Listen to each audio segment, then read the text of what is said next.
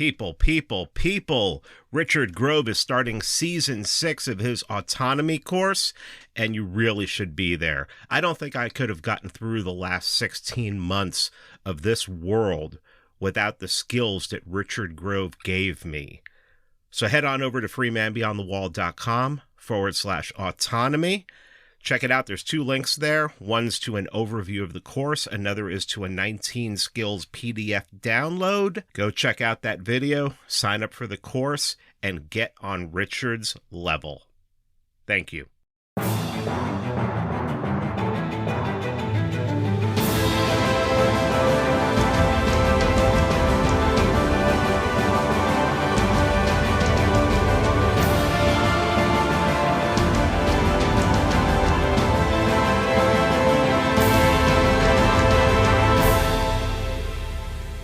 Hello, everyone. I want to welcome you to the Free Man Beyond the Wall podcast. This is your host, Pete Quinones.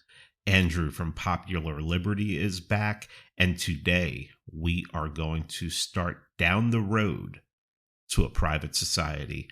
Andrew is one of the most original thinkers I've come across, and I talk to him as much as I can about the plans that he's laid out to get us there, and very much like Hoppe, to start by using local government. And that's what we're going to talk about today. He is going to talk about his anti-tax plan and the methods that he would use to sell it to his local government. So without any further delay, here is Andrew from Popular Liberty. Andrew, welcome back. How you doing? Oh, it's good to be back, Pete. I always love coming on talking. So this is the one I think a lot of people have been waiting for. This is real praxis. Yeah, this is what I mean when I say that liberty is probably going to have to be engineered. We're going to have to use our brains, and we can't just destroy, because we've already established that the state is inevitable and why that is based on archotropism. And so now we're getting to the point about, okay, but what do we do about it? And how do we still get to a privatized society from here? Probably won't get to that part today, but we can get to start explaining our number one tool for our liberation and what that's going to be. And I think you and I have talked in the past about, the necessity of taking over local governments. And this is something that's going to be critical, a critical aspect of that. That is the anti-tax. Yep. Well, the anti-tax sounds great. It's definitely something, even the most nominal libertarian would be attracted to. But, the question does come, if you're calling it the anti-tax, how are you going to get people to, we'll buy it, but how do you get normies and how do you get people in power, entrenched in power, to buy it? Well, I think the idea for them is, because this is something that's going to be eventually in their favor, and I designed it this way purposefully, that this would enhance their power, not detract from it, but it also enhances our liberty at the same time. That seems like a contradiction. Well, yeah, but what we've seen already is that with the drug legalization, they'll let you smoke a joint if you give them a 25% tax hike. And so that kind of gives you the question, okay, well, if we want to, kind of get rid of taxation, basically, who doesn't want to pay less in taxes? And if you're a government, who doesn't want to spend more of other people's money? And how do you design a system that can do both? And that's what I see as like the one of the biggest selling points for them is, hey, this is a way you can effectively disconnect, real spending from, real tax hikes. And, to where, hey, if you're a statesman, you really could, see large increases in taxation, quote, quote. I'm saying that in air quotes for people who aren't watching, who are just listening. You could see large increases in taxation every year to the tune of 7, 8, 10%. But at the same time, your citizens are actually not feeling the pain of it. In fact, they're just feeling the pleasure of the spending. And it sounds kind of like modern monetary theory until I tell you it's actually quite the opposite. And start getting into it. I think so. So basically, where we've been for the last 6,000 years, give or probably more than that. We just have 6,000 years of recorded history, but we're pretty sure taxation goes back a good 12 or 13. So the we've been there to where it's a compulsory annual tax usually that you pay like once a year, and that's the bulk of it. And you have to, or you get like killed or thrown in a cage. Neither of those are really good options for us, and especially given the fact we're not given a choice. So but there was something new that came onto the scene, in the last century, and that is this thing called a sovereign wealth fund. And you've probably heard of like the one in Saudi Arabia. That's like the biggest one in the world. It's unironically run by a monarchy. This is how they fund their social welfare programs. Instead of direct taxation, they actually use the oil revenue, which is like state owned, and they funnel that into a sovereign wealth fund, which gets invested around the world to help diversify their desert economy, which is basically one thing. And so they use this sovereign wealth fund as a way of actually generating productive revenue. You see, that's where a major difference comes in, is that the instead of just direct predation, which Rob Harvard has already talked about, causes a drop in production because you're disincentivizing production. Because whereas this actually channels it into a real productive activity, which if you can maintain a lower time preference, the investment will just go to work for you. And this ends up being almost, you're transferring the responsibility of taxation from the people, or I should say the liability from the people themselves to the state itself.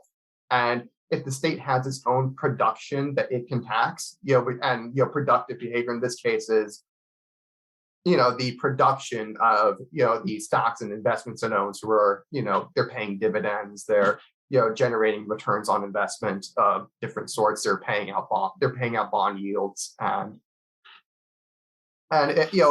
this is a much better way of generating income. One, it's a lot more reliable. You have it, about what it's going to be. Crashes are very rare, and they don't tend to come in multiple years at a time. And if you actually look at like the S&P 500 year on year returns, what you'll usually see is quite a few years of it's in the green, making good returns on investment. And then there are years where it has a crash. The worst year was like 2008. It had like a 48% drop. That year sucked. But then it made it back in the years after, mainly due to the Fed. But hey, if the Fed's going to be there, we should take advantage of it, and we should figure out a way to make this Fed work for us. And I've seen this as part of a way of doing that, especially so the idea here behind this sovereign wealth fund for us is that instead of using it to fund social welfare programs, we're going to use it to offset taxation. So that basically the goal is to get to a point where 100% of our taxable of the local governments, if we're going to be taking over local governments, the goal is to get it to where each and every one of these local governments that we live in and we control, these are going to be 100%, eventually 100% taking all of their their taxation from the sovereign wealth fund instead of the direct predation against the people. Okay, so sell it to them. Pretend I'm a the mayor, or I mean, shoot, there was a one of the towns I lived in Georgia had a CEO. So yeah, tell me, what are we doing? The idea, the way I would do it for if I'm going to be the first guy, what I would do, this is why I made Mises GOP, because this is the thing I want to be installing everywhere.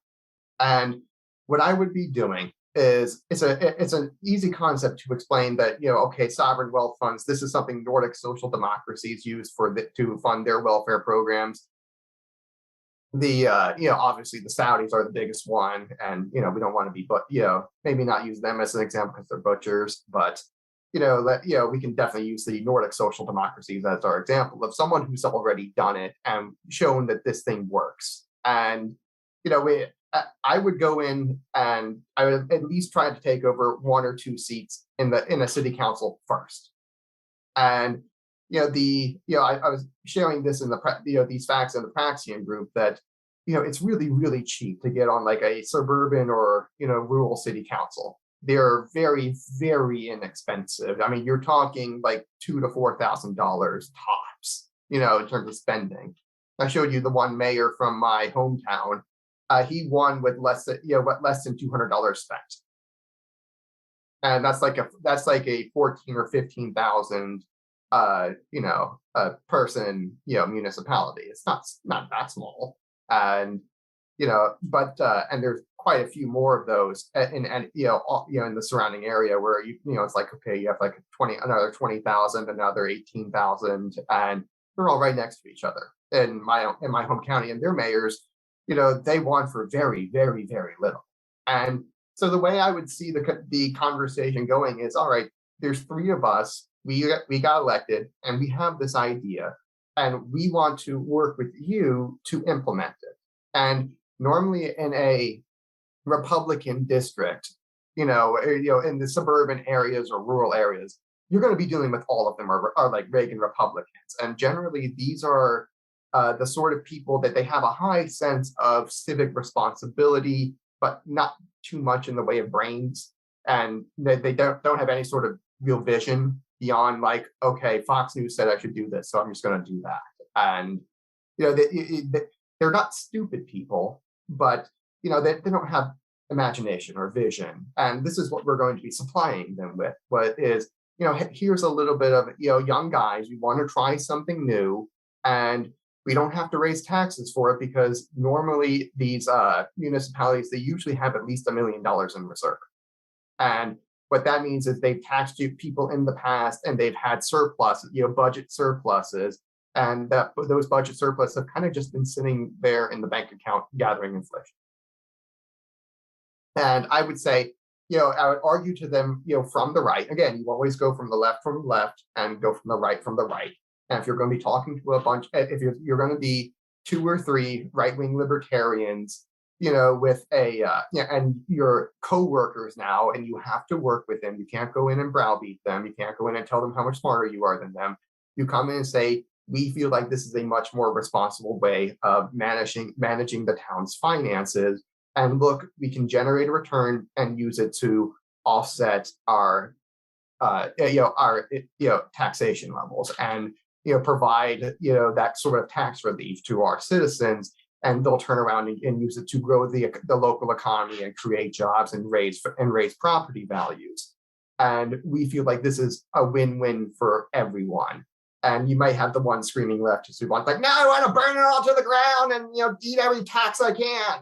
And it's like you can just safely ignore them and just work with the right wingers. And usually that's going to work out. Like I know in my hometown, it's the city council was like 5 or 6 people. All of them are Reagan Republicans who like, yeah, I definitely believe in cutting taxes and growing the economy. And they're wired for that already. And they're wired for to understand I'm supposed to be responsible with the government. It's not here for predation. We have to have limited small government, that protects the rights of the people. And they really believe it. And because they're in charge, it generally happens. And so it's like you're already on like winning ground with them when you're coming in saying, well, here's a new way to be responsible with the town's finances and to offset taxes for the working class and for the people and create jobs, all that good stuff that they're already programmed to understand and go with.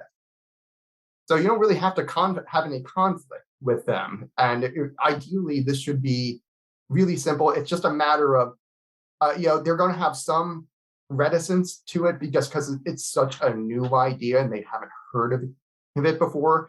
But if there's like 2 or 3 of you and you can say between the 3 of you, yeah, we really thought this through. Here's our work on this. Here's the research we've done. And, you can show them how you've been conscientious and responsible with the plan. And that gives them that sort of reassurance that, okay, I haven't thought it through, but somebody else clearly has, and they're smarter than me, so I'm just going to go with it. And, worst case scenario, you unelect two, or, maybe, I don't know, if your town council is, 5 people and you've got 2 of them, well, okay, then that you might need to unelect, a third and just ram it through. And then once they see how it works, there'll be a whole lot more, good with it. Remember, like, a lot of times these government programs, they come through and they're kind of like temporary at first, and then the people really love them and they stay forever. This is one of those ones where I think once we get it through, people will stay forever. Because let's face it, the alternative is if you have a tax cut the first year or something like that, let's say you've invested all in the S&P 500, which returns about 9 to 10% a year on average. So let's say you got like 10%, and you put that back into that's $100,000 of $1 million reserves, and that's $100,000 that goes back to the taxpayers, and you could immediately slap taxes down like that. And that's $100,000 in taxes I don't have to raise from the people. And so next year, if they want to repeal it, that's going to be going against the will of the people, because they're like, well, I really do like having, paying $100,000 less in taxes. Again, it's spread over, 14,000 people. So that it might not be like too noticeable or something like that. But, that's over time, that really starts to add up. And, especially if you can tell the people, well, hey, this is the new way we're going to be doing it, where we generate taxes from what we've already taxed you on, instead of, it's taxes from yesterday instead of taxes today. And, we're going to be putting the growth of the economy and the growth of the wealth fund before we put, before the tax cuts. So in other words, normally it's tax cuts, then growth. Whereas we're going to be doing growth, then tax cuts. And, all we're doing is flipping the order. And this is a mechanism for doing that, using responsibility and low time preference and deferring gratification. And eventually the idea is we're going to give our children a tax-free government. And, this is why we're going to be so much better than the left, because all they do is prey on their children with debt and, all this bad behavior. And they want, if the Democrats tried to do this, they would just invest it all in socks for poor people. And, it's like, and you're building up the tribal identity, you're appealing to the tribal identity as a way of saying, this is what we stand for. But again, and I would, put it through as like, this is like the children's anti-tax, because the goal is to give our children a better society than what we were given. And that appeals to me, particularly as a millennial who was like generation screwed. Like, we got a real raw deal. And, I want to make sure personally that, my children get a better society than what I was given, because it's wrong for, a generation like mine to be much worse off than my parents' generation, and not even a little bit worse off, but a lot worse off. And I think this is something, and I think this is my way of saying, I'm not going to repeat my parents' mistakes, and I'm going to make sure my children get a much lighter tax burden than I get. So I guess one of the immediate objections that came to mind is down the road, the left gaining majority control over the town. Yeah, well, the thing about lefties is they tend to self-segregate, which is wonderful. Is if you look at the demographics of these towns, like my town in Florida is like 70% Republican. And there's not one Democrat who gets elected in the entire county, unless they're, it's a nonpartisan race and people don't know that they're a Democrat. If they know that they're a Democrat, they're not getting elected. And, basically you have to have a very big mindset change from the left, where they're going to really start moving out into the rural areas. And I don't quite see that happening, because they tend to pride themselves on being urban and sophisticated, and and this is that mindset you get. Leftism is that mindset you get, when you squash people together, you put them under such intense, selection pressure in the cities. I mean, you're putting, entire families in 300 square foot apartments, and yet no wonder they come out fucked up. And yeah, this is leftism really is a product of population density, and so that they could theoretically move out and start being in these extra areas. I don't see that, and particularly and as they move out, I think they'd be more likely that I have neighbors and they're they kind of look like me and they're not going to, and I don't feel threatened by them. I feel welcomed by them. It turns off a whole lot of those predation instincts that they have, or at least it turns them down a little bit. But but let's say worst case scenario, let's get, for the sake of the argument, we'll say that, your town of, 14,000 where like let's say that's where I was born. And let's say like, somehow there was a massive influx of leftists that wanted to go in there. Well, it's only 14,000 people and the damage is contained. That's the benefit of doing this at the local level, is that there's way more of us and way more of our land that they can't possibly take it all over. And if they somehow had a mass migration out of the cities, then that means that we could have a mass migration into the cities. And, eventually it'd be an endless game of cat and mouse, where they're never going to catch us. And even if they did manage to get there, it's like the damage is contained to a small area. It's not like we're not going to be doing this at the state or federal level, because that would be a disaster. And there are several ideas I have for how to hack the system, and even if you had an influx of leftists, that you could still have it managed effectively. And I'm not terribly concerned about them investing it in socks for hobos or whatever. Because normally if you look at something like a union pension plan, which is kind of what we're doing, we're making a pension for the government or for our local government. If you can think about it that way, is that this local government is an entity that basically never fucking dies. And, no matter how much we wish it would, but, because it's never ending, it's always going to be here. Basically compounding interest can go on to infinity. And because of that, if like when an old person, they say they work, they save up for their whole life, and then they invest those things, and then they live off their savings basically until they die. And those savings, they go down a little by little every year, but eventually they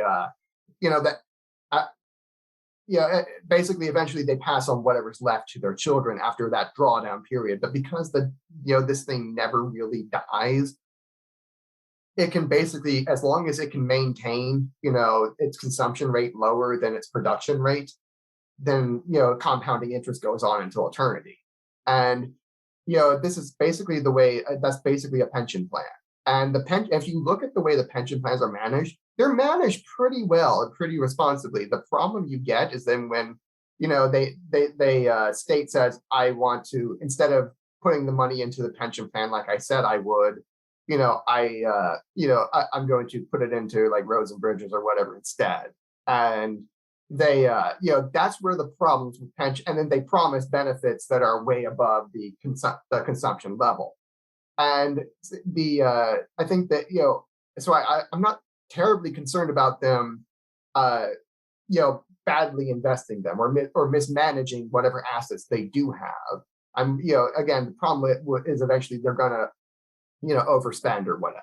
And I see, but for me, I think it's a risk worth taking, because basically one, your lefties would have to have a major mindset change and really want to move into these rural areas with people they look down on.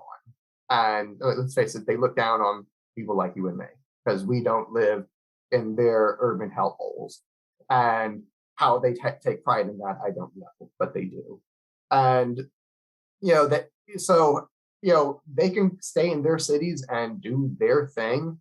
And I don't know, if they come out, I think we can manage it. The idea, because there is no such thing as a liberty that runs on autopilot.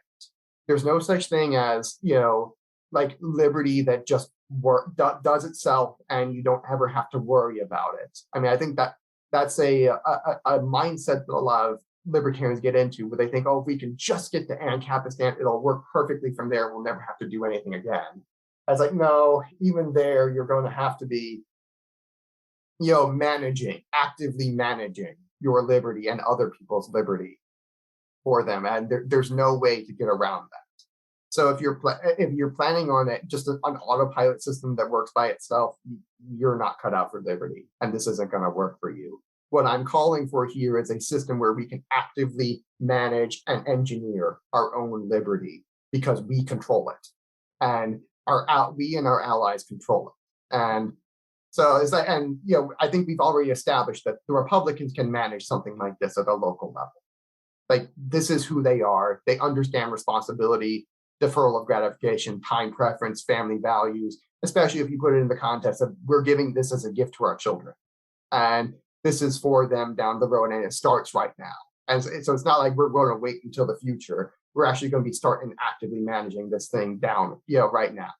And I think that's something that, they would definitely ally with us for. And if you put us and with our allies, there's way more of us than there are of them. And there's way too many, town councils out there. Like put it like this: there's like 3,200 counties in the United States. Very few of them are Democratic counties. It's just that those Democratic counties are so heavily concentrated that they overwhelm everything else. And so if you get that in your mind, basically there's too many things for them to have to conquer. They would have to try to take it over centrally from the state level government. And if you're in a blue state, I think this would be a bad idea for you. I think this is something more for red state America. That if you live in red state America, in a red state American county, red county, this is for you. If you're in blue county in red America, this might be for you. If you're in blue state America anywhere, this isn't going to work for you, and you shouldn't try. But you can if you want to. But I think but for the rest of us who remain, I think this is a way that we could, instead of abolishing taxation, we can make it obsolete to where it's unnecessary. And let's say you get it like 80%. If you're 80% of the way there, that makes it your sovereign wealth fund, your anti-tax fund is creating 80% of your tax revenue. It's real easy to make make the argument for the other 20%. Instead of going from 100% to zero, going from 20% to zero is a much, easier jump to make. All right. This is the part where I tell you how you can support the show and support my work. If you go on over to freemanbeyondthewall.com/support, you can see all the places where you can donate to the show, and you can also see some cryptocurrency addresses down at the bottom. If you're enjoying the show and you want to support, head on over to freemanbeyondthewall.com/support and help me out. Thank you. Well, we're talking about local here, and my local taxes are minimal. There are state taxes and there's federal taxes. So, while you may be getting rid of 1.5% of the tax burden that I'm dealing with, I'm still dealing with 30 to 40% at the federal level. Yeah, well, and this is where I think this works out great. And this is my initial idea was, okay, if we do this at the local level, well, how do we get that to translate to the higher levels? Because we've already established that, your state governments tend to be idiots, and your federal government's a lost cause. And I can't wait for that thing to just blow itself up. But your state governments, they tend to be better. They're much better. Like 49 out of 50 have some sort of balanced budget requirement. And that ranges in strictness, and from in Texas or Florida, they're pretty substantial balanced budget requirements. Whereas like in California, not so much. It's like they can, it's like the governor has to propose a I don't know if it's California, I know like one of those East Coasts is like they have to propose a balanced budget and then it gets amended. And it's the amendments that are the problem. But even right there, it's still a little better. it's like, okay, we have to start with at least something of a good system, and then we can pervert it and destroy our civilization. But the so how do we get it to translate to a higher level? Well, the way I would do it, and I would just go into, like, I'm in, let's say I'm in Florida. I would go to DeSantis and say, this is a pretty easy way to give it just a layup of a tax cut, because you've already raised all of the taxes from it at your local government level. Because all of these local governments, they have reserves that kind of just sit there and accumulate inflation instead of interest. And I would go to him and say, this is an easy way to check a box of, oh, and I cut taxes. And basically what I would do is I would do like maybe a 0.5% AUM, that's assets under management. AUM is a term from the financial management industry, where they say, here's how much assets you have under management, and usually they will charge you management fees as a percent of that AUM. It's usually like 1 or 2%, and depending on how good they are, they're really good at be closer to 2. And I would say, if I were making an offer to DeSantis and to say, hey, we need to start pushing these almost from a top down way, what I would do is I would say, hey, let's take a 0.5% AUM that gets assessed annually, regardless, and let's and we'll use that as an actual tax, so that your state government is actually taxing the anti-tax instead of the people, and we do the substitution that way. So instead of paying a property tax directly, they're going to instantiate a tax on the assets under management for the local government, and basically you could get your state level tax cut that way. And you could do the same thing at the federal level. With them, it's it might be slightly easier because no one fucking reads the bill. It's like, hey, Rand, put this one in there. It's a minor change to the tax code, and all done. And where we say we can voluntarily do this kind of tax, or we could have the classical corporate income tax or regular income tax, and it's up to them to choose. But because there's a choice in there, it's a voluntary tax, and therefore the Constitution's limits on it does not apply. And you just stick something like that in the bill. It's probably maybe like one or two lines is all it would take in one of those 3,000-page bills that no one fucking reads. And bye, all done. And then they'll figure it out in 10 years, and then by then it's too late to stop us. And so that would be the way I would do that with that. And once the corporations figure out that that's in there, they're going for them, because remember, the most successful movements are ones that are co-opted by the corporations. So I mean, once they realize that there's a way for them to have zero corporate income tax, what they're going to do is they'll start shoving a lot of money down from the federal level into these local areas where they live, and start putting pressure on the Democrat politicians, who are just big corporate whores. Let's face it, they're, as much as they want to destroy civilization, they still have donors to please, and they do try hard to please them, much to the expense of the common people usually. But you could get it so that they're going to try to make it so that they're shifting their tax burden onto the citizens by using the federal mechanism, and trying to shovel fed bucks down down the pipes to the local governments where their corporations are headquartered. And that gives them the ability to basically cut their own taxes down to zero, which is that's golden for them. And they'll probably do the same thing to their CEOs wherever they live, in those local governments, and they're going to hijack. I'm giving them, and basically baiting the corporations into hijacking the system deliberately, and trying to get this, and trying to force feed it into the rest of the system.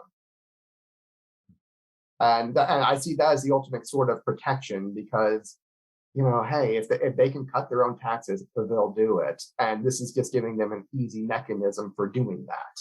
And that's if they're defending it, I'm not terribly concerned about the Democrats trying to fuck with it. Or even like, and especially like if we're starting to putting all these tax dollars into the already heavily inflated stock market, which doesn't give me a great feeling. I would prefer to be investing it in crypto and crypto assets. Yeah, that would be my preference, and I would certainly be pushing that in whatever local government I'm a part of. But if you're a Wall Street bankster, this is in your best interest to make sure that this thing is well managed, especially if you're the ones collecting the fees on it. And as part because God help us, I have no intention of letting my local government try to manage it. None of them are qualified to make those sorts of investment decisions, and they really aren't. So it's like it really is an honest motivation here to outsource that to professionals, and it might be a local professional, but at the same time it could also be a Wall Street hedge fund that is is well connected, and that's ultimately the ultimate kind of protection where it's in the banksters' interest to make sure these things are well managed and productive, because that inflates their own stock prices and stuff like that, which is in their best interest. And let's face it, the banksters control everything. And if I can get on their good side, I'm going to do it, because especially if I can manage to get Liberty in their best interests, then I say we're golden.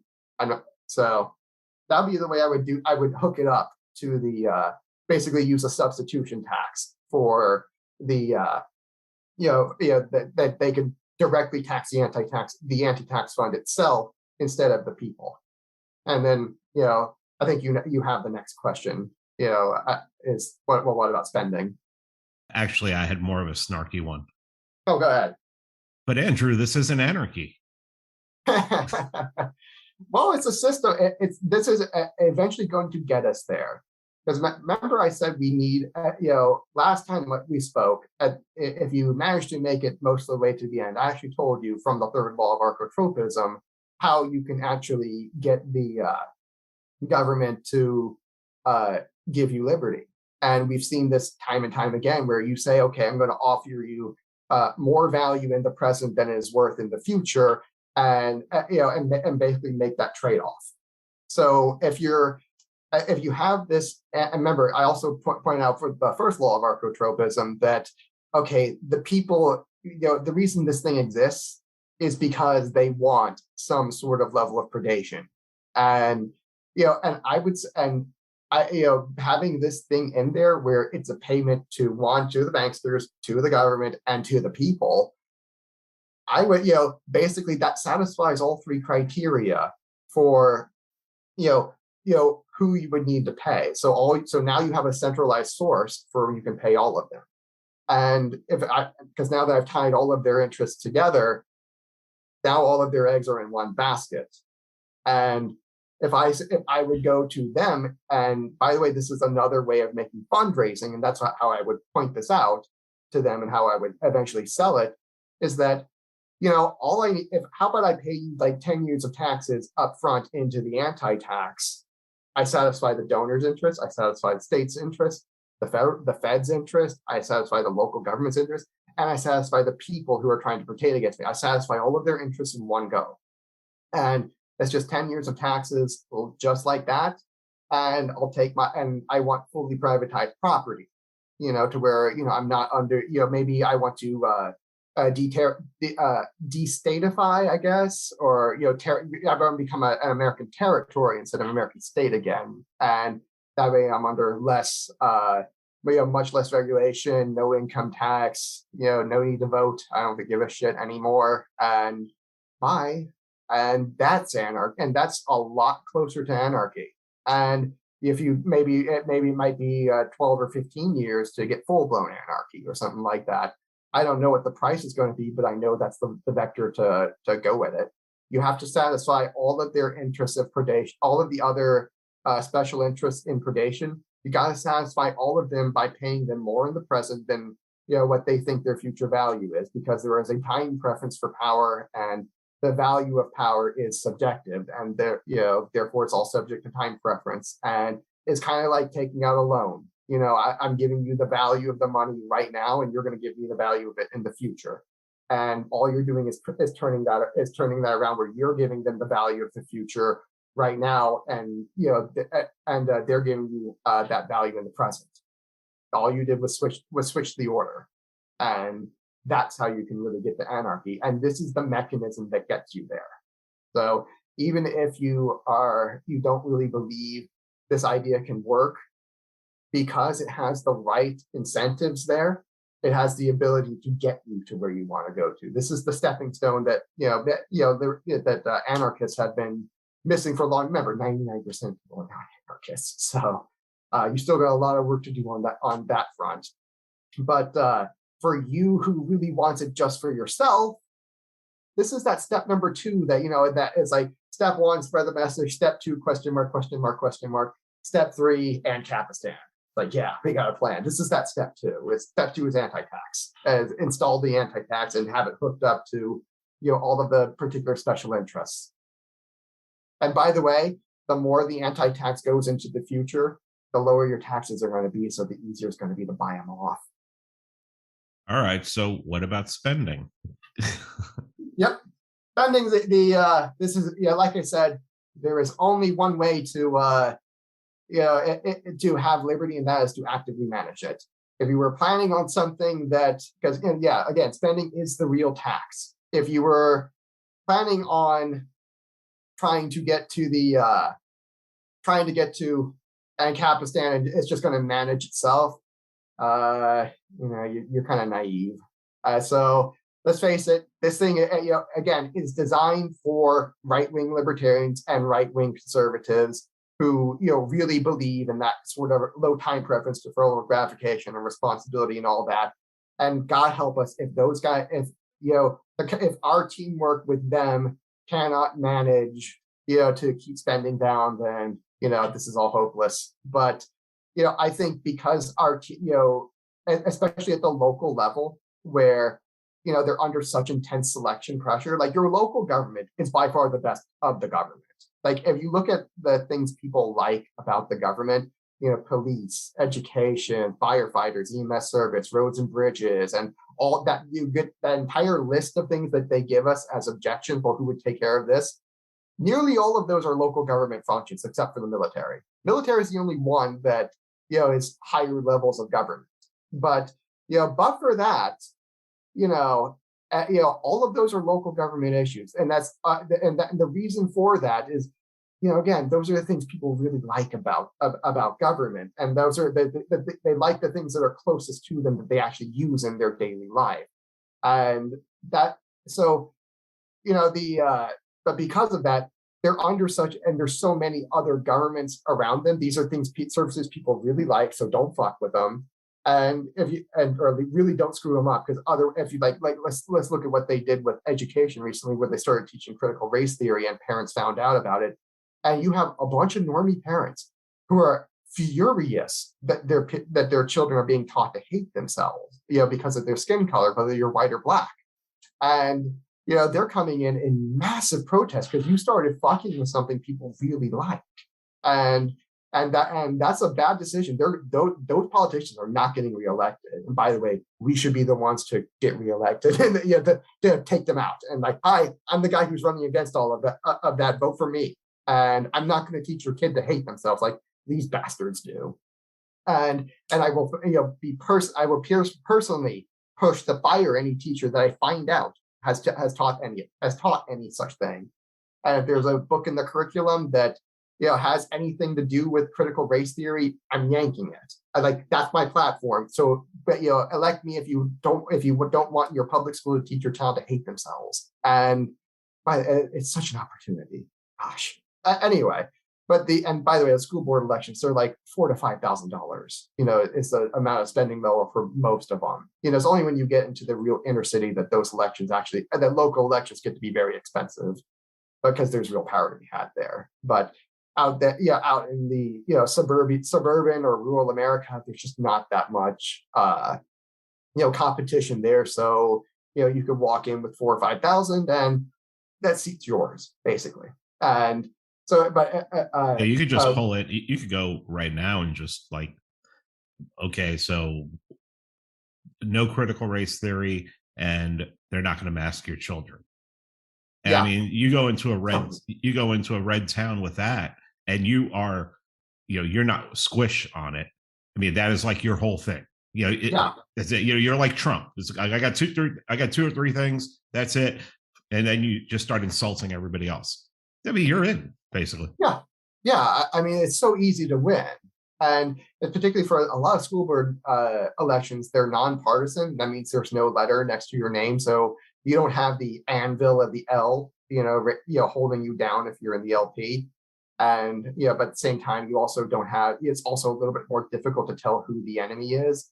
So but if you can go out of your way to say, I am against critical race theory, I'm going to burn all those books. I will burn all of those books, and I will fire all the teachers who want to teach that, and I will make sure, and I will be one solid vote against masking your children, and and they can still wear it if they want to, but I'm not going to force them to.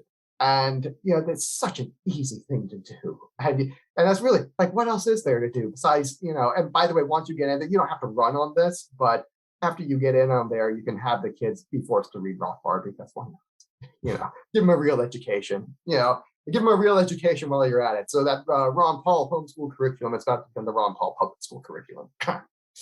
And but anyway, as I was saying, because if we start actively managing our liberty from the local level, because again, all of these things people like about government are at the local level. If the libertarians are the ones controlling them, what's left for the rest of the government?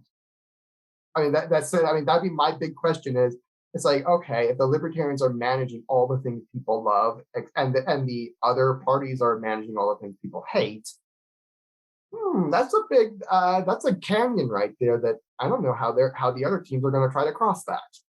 And that's an opportunity right there, because all of the things they like are in one location, and then all of the things they hate are in other two locations.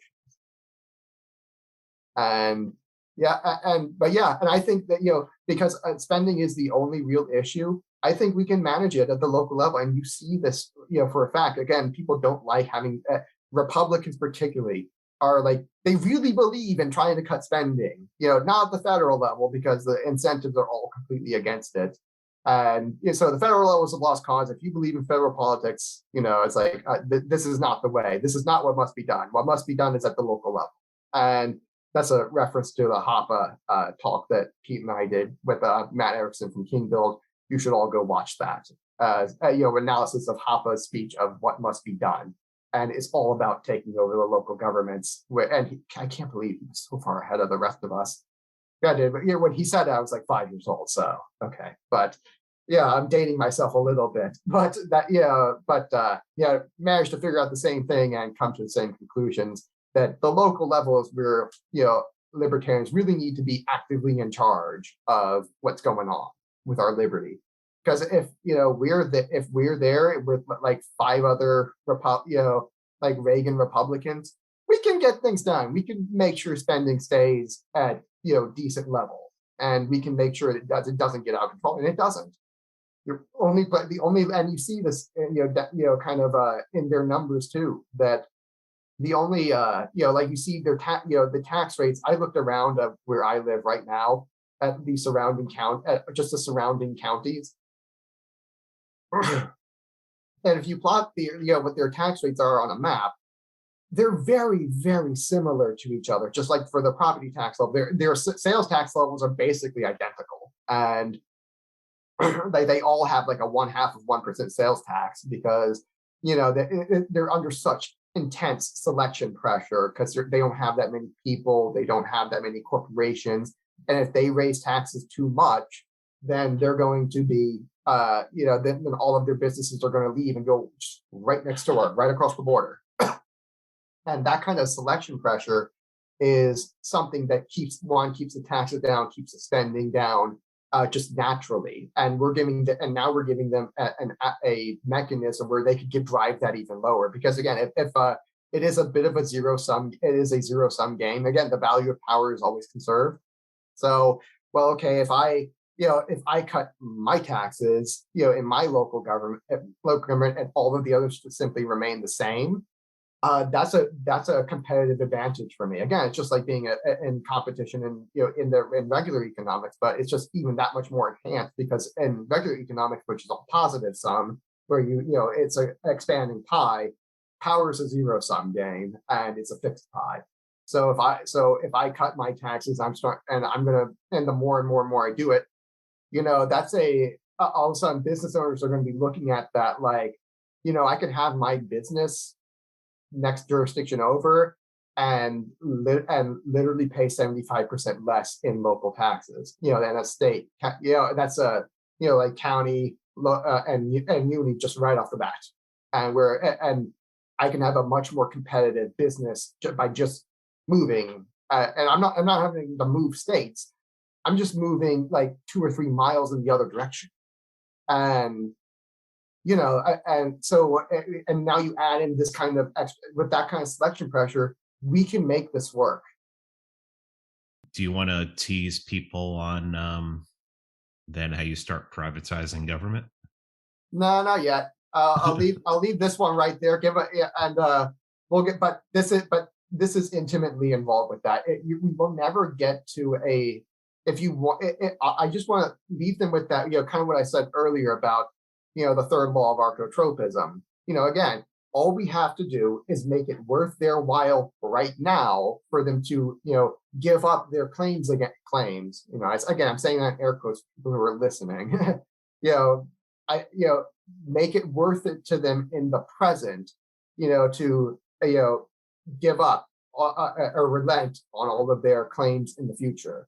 And all we're doing at this point, if we have the anti-tax installed at the local government and hooked up to the higher levels of government, through that direct tax that I talked about, then all we have to do is figure out price. That's it. It's all from that point forward, and Kapistan is just a matter of price. And that'd be another thing is, well, what about people who can't afford it?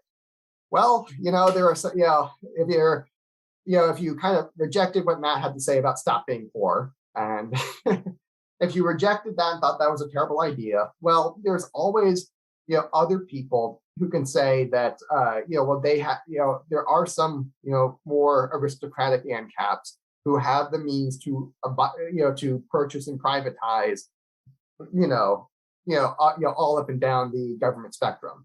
And I would say to them, if you purchase and privatize, one set of some land somewhere using this anti-tax mechanism, then then that should be, maybe all the poorer ANCAPs who don't want to stop being poor, they can all go live, but with that guy, and he can charge them rent. And basically, your one richer ANCAP could just be a landlord for the poorer ANCAPs who can't afford to just privatize their own liberty, and maybe they could form corporations together, who can buy and privatize the particular land that they want to, and this provides them the mechanism for doing that. And again, this it works out for everyone. More money for the anti-tax that benefits the banksters, that benefits the state, that benefits the local government, that benefits all the teachers and special interests and police and all that, those special interests. And it also benefits the voters who now don't have to pay for it. And everyone wins. Everyone gets what they want. And I would just do it that way. So this works out for everybody. And again, this is why I don't think there's going to be much conflict here, even from the left, is that there's just no, like, even if they were wanting to do their own, in like, I don't know, maybe you're in like Austin, Texas, which is like a basket case. And they decide to have their own sovereign wealth fund, just to be like all of their surrounding areas. And instead of cutting taxes, they're just going to provide greater social benefits. And hey, like even for them, it's like they're going to want to have it, like eventually they're going to get themselves into a situation where they're kind of like California, where they really have problems with, not contributing the amount they said they were going to contribute and relying too heavily on, the proper management of the anti-tax fund. And eventually, they're going to get to the point where they're getting to be financially desperate, kind of like the CalPERS pension fund. They're looking for a way out right now. And I think that's a if I were like the free state of Jefferson, like those people up in Northern California who were trying to get, trying to, secede, and I would, have an anti-tax fund right there and try to use that, understanding that the CalPERS pension system is going to go bust or going to declare bankruptcy. And I would say, how about we help you out with that? We'll take some of it, we'll take some of the debt extra and we'll give you our entire anti-tax fund if you let us secede. Here's sign here. And eventually they're going to be desperate enough to take you up on that offer. And you might get a real secession that way. And this is also a mechanism for that sort of decentralization that people talk about. And it's also, helps out a little bit for maybe the accelerationists who want to, really drive the drive the state to its own collapse, because this gets them into the desperate situation where they're probably more willing to make a deal like that. And I think that's something you should definitely consider, is just paying your way out and then taking an extra chunk of the debt with you. That way that they feel like they're getting a good deal, and they're going to have to take you up on the offer, or else, I don't know, or else they're going to be in big trouble, and they already are in big trouble. But this is almost like a Swiss Army knife of liberty. This is how you would get your way out of a bad situation, or at least into a better one, if not a Ancapistan or a private society one. Going back to what you were saying about Matt saying stop being poor, it's so amazing how many people just fell for that hook, line, and sinker. I know. It's kind of sad. But I think that, especially if you're talking about doing things locally, libertarians or people who want to pursue this not only have to have impressive ideas, but they should probably be impressive people. And what makes people impressive to a lot of people in this world is people who have wealth. And it's like Jason Stapleton's been saying on his show, wealth does not necessarily mean that you have millions of dollars in the bank. Wealth means that you have control over your income. Exactly. You have, he talks about mobility too, which is why he has the Nomad Network. I'm not going to say who I was talking to, but someone was telling me, I haven't been to Hoppa's PFS in Turkey, in Bodrum. But what I was told was it's like this really odd group of like Austrian economists and millionaire nomads. Wow. Oh, yeah. That'd be perfect. Yeah, that'd be a lot of fun. I can't go this year, but I'm planning to go next year. There's no way I'm not going to go next year. Depending on, vaccine passports are pretty easy to get. But the whole thing is, impressive ideas are great, but people also look at the people, and when I tell, when you tell people like, and Tom Woods has been saying this for years. Harry Brown was talking about it for libertarians in the 70s. He's like, look, if you want to be free in an unfree world, you're going to have to be able to buy your way out of things, or not be tethered to the system in a way, or not be tethered to a company. And the way they're going to get these mandates on everything from vaccines to passports is it's going to be complete fascism. They're just going to use private companies to do it. So the way out of that is push and do whatever you can. I think I shared a story with you guys in the private chat about a gentleman from Boise who they wanted to do mask mandates for kids, and hundreds and hundreds of people showed up to the meeting to the point where they couldn't all fit in, and the school system relented, and they told them that okay, that's fine, you just have to come in and fill out you fill out one form that you don't want your kids to be masked. And like he said that the amount of people who showed up on that day to fill out the forms was basically, he said, almost everyone. Pretty much. And that was just strength in numbers. That was people coming together. And yeah, I mean, you don't If always, you can, yeah, go ahead. you Sorry. don't always have to be, spectacularly wealthy. You just have to have a lot of resolve. And yeah, especially, and that was because it was local. And you're Yeah, not going to push to federal. If you were ever able to get the federal government to do like a sovereign wealth fund or something like that, I mean, it's going to be getting Rand Paul, or getting politicians on your side who are willing to go for it. And really, the only way you get politicians on your side is if you buy them. And yeah, that's what Stapleton's been saying. He's like, hey, if you want to get political, he's like he said, what did he say recently? He said, political parties um, are not where that's not where that's power not where the resides. power resides. The power resides in the people who control the political party. So you can take control of a political party, but you still don't have any power until somebody comes in and gives you that power. And that power is money. And so that But this is something that I talked about with Clint on Liberty Lockdown on my show. The other day was he's asking me, well, how is it we got all if the government is supposed to be full of elites? How is it that we got a whole bunch of plebs in charge right now? Because that's what we have in charge is a whole lot of plebs instead of elites. I'm like, well, because this is not where power resides. The power resides in the corporations, who are really controlling the government. And and really getting something done involves making something that's in their corporate interest, and because that's how something actually gets done. And because elites are always scarce, they're a scarce resource to any society. They're in the they're going to go where there's most power to be had. That's not in the federal government, that's in the corporations, and that's where the corporations have all of the elites in charge of them.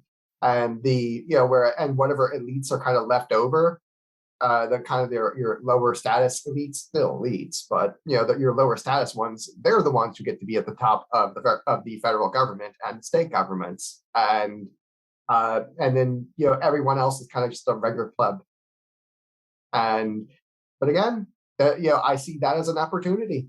That I guess I'm definitely a very glass half full kind of guy, where I see that as because the elites aren't actually controlling those particular levers, and someone else actually has their hands on it, even if they're not quite they're not an elite, and they're still being heavily influenced by the corporations because it's a pleb in charge. Well, okay, I can make work with that.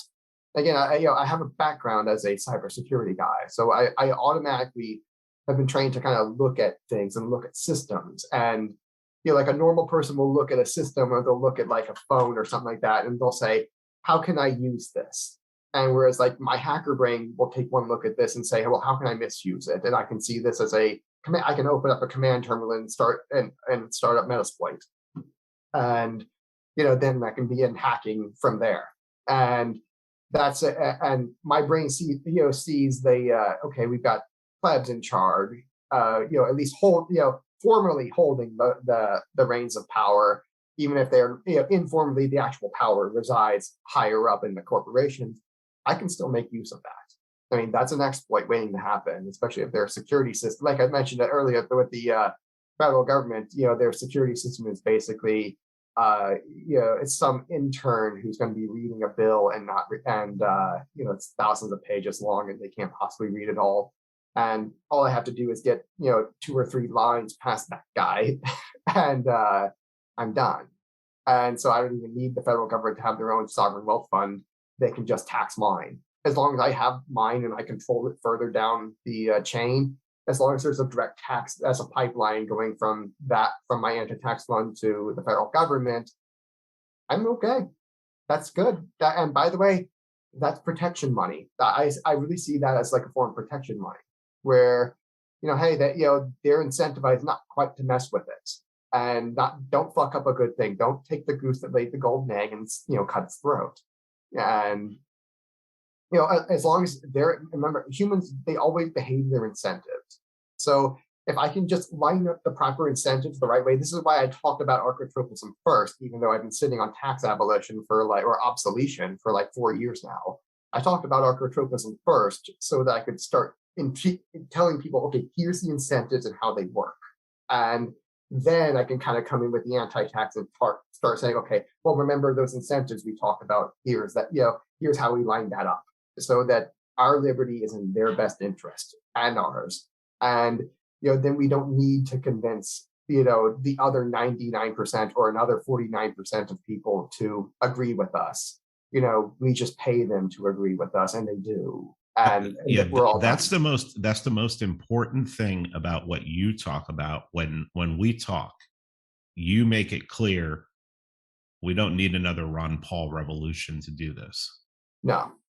And this is why I started Mises GOP, is so we can start installing these anti-taxes in all these local governments that we can control. And again, these only cost, $2,000 to $3,000 a pop to get, per seat.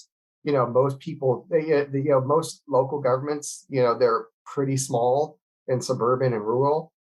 They don't cost much to win. It does not cost much to win a seat. It's basically your major investment is going to be like a new pair of walking sneakers. So you can just go knock on the doors, and you don't even have to convince all the plebs and explain to them what a whole new system is. Just say, we have a new way of doing a tax cuts, and here's my petition, sign here. And it's like any two-digit IQ can get behind a tax cut. You don't need to explain to them the intricacies of how I'm going to make this thing work. Everyone kind of understands implicitly, this is a tax cut, sign here. All right, done. And and then you just go door to door, and you can have a campaign and a petition at the petition drive at the same time. And and then on day one, you walk in with the petition of all the people, in the community, and say, and this is kind of like a reverse way of manufacturing consensus, is you say, well, okay, all the people are already on board with that. I explained every detail to every last one of them, and they signed off on it. So I mean, if you don't want to do this, then you're ruling against the will of the people who have hired you to do a job and be responsible. And this is what's responsible, as you can see from all their signatures. And that, and if you have just two or three libertarians with one of those petition drives or something like that, real easy to get something like that installed. And so if you've listened to this and you think this is something I want to get behind, well, then if you can join Mises GOP and start donating, it's about $2,000 or $3,000 a pop, gets me a seat. Gets me and other, well, not me, because I can't do it if I'm the owner of a super PAC, but if I'm the, I can help get other people elected and start installing these in mainly Florida and Texas. Those are the two I really want to do it. And you can, I'll help you if you want to do it in your own state. But the reason I want to focus my firepower on 2 states instead of spreading it out against all of them is that if you can manage to civilize one, basically this is how all human progress works out, with one people somewhere figures something out, a new way of doing things, and they implement it on a mass scale in one place. And then that, other people see that and copycat them. And you see this with all technology takes off this way, where it takes off in a geographic location first, and then it spirals outward as other people start to they start to just copycat it. And and this is you look in the Bible, and for my Christians in the audience, for atheists, you can tune me out for the next 2 minutes. In the Bible, the reason God took the nation of Israel as his own and really beat it into their heads what sort of God he really is for 15 centuries was that he's trying to teach them civilization, because they're coming in from barbarianism. I mean, it's like real hardcore barbarianism was where they started. And by the end of it, they could kind of get behind the idea that, oh, okay, I get the idea of love my neighbor as myself. I kind of get it. I'm not going to do it, but I get it. And but they had finally gotten we've gotten off the idea that we're going to kill our children and rape other people and go to war with people to take their stuff. And they've gotten off of those really bad ideas, and kind of gone onto the, okay, maybe we should try this whole peace and production sort of thing. Maybe, I'm not sure about it, but maybe. And it's the idea is, okay, you civilize one per people first, and then they teach everybody else. And as everybody sees it, oh, okay, I guess that thing works. And you only have to get it done in one location first, civilize those people, and then other people will start copying it just because it works. And so I'm going to be focusing my firepower with Mises GOP on Florida and Texas, because these are people who are already going to be very receptive to it. These are big states that, they're seen as the leaders of the Republican movement and of the Republican Party and of the conservative movement and the right-wing and the right in general. So if I can take over the leaders and I can civilize the leaders, everyone else will copycat. And then that way I don't have to, force my way through every single local government in the country. I just get a handful of them in a few geographic locations, and then everyone else will copycat me after that. That's the idea. And once they're all in place, then then we can move to stage 3 and Kazakhstan, or private society. I prefer the term Praxistan because I'm a Praxian. Give your plugs and we'll get out of here. You can find me at Mises GOP. You can our GOP Mises at GOP Mises on Twitter. You can find me at the GOP Mises and Hoffa Caucus on MeWe. That's a group that you can join, and because MeWe's a much less censorship platform. And you can find me at Popular Liberty _ on Twitter, and I will have a subscribe star out this week and a bank, and I will for if you want to donate to my podcast, where I help develop these ideas. And if you want to start implementing these ideas, there's going to be a Anodot link where you can donate this, probably coming this week. I got the tax ID back from the IRS, and the bank account will be opened up probably on Monday, and we will have we will have a means of receiving donations, for Mises GOP, to be put towards, the installation of these anti-taxes in mainly Florida and Texas, and we will have that donation link probably, Tuesday or Wednesday, hopefully. Always a pleasure. Thank you, Andrew. Such a pleasure, Pete. Thanks for having me. I want to thank you for tuning into the Free Man Beyond the Wall podcast. I want to thank Andrew for coming back on the show. That's it. Be back in a few days with another episode. Take care.